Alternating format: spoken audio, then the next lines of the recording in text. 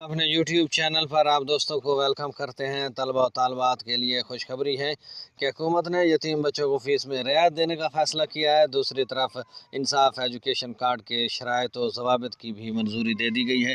جانیے گا یہ سب آج کی اس ویڈیو میں کہ اسٹوڈنٹس کو رعایت دینے کا کرائٹیریا کیا ہوگا۔ آج کی اس ویڈیو میں جڑے رہیے ہمارے یوٹیوب چینل کے ساتھ۔ بسم اللہ الرحمن الرحیم، والصلاۃ والسلام علی رسول الکریم۔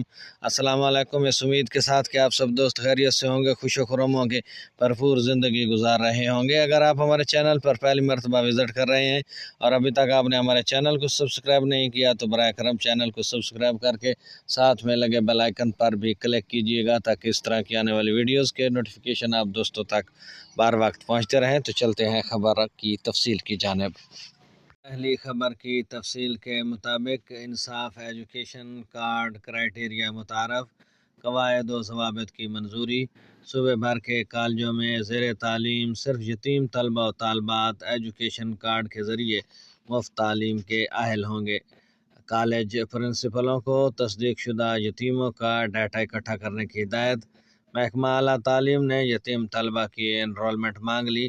وزیر اعلیٰ نے زیر تعلیم طلبہ کے لیے مفت تعلیم کا اعلان کیا تھا، جس کے لیے انصاف ایجوکیشن کارڈ متعارف کرایا گیا تھا۔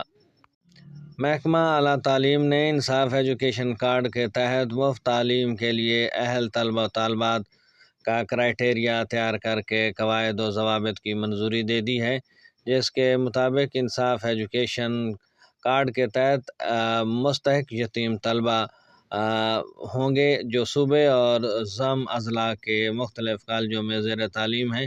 اس حوالے سے محکمہ اعلیٰ تعلیم نے صوبے بھر کے کالجز کے پرنسپل سے یتیم طلبہ و طالبات کا ڈیٹا طلب کر لیا ہے۔ خط میں ہدایت دی گئی ہے کہ صوبائی حکومت نے صوبے میں اعلیٰ تعلیم کے فروغ کے لیے انصاف ایجوکیشن کارڈ متعارف کرایا ہے، جس کے ذریعے طلبہ کو مفت تعلیم فراہم کی جائے گی۔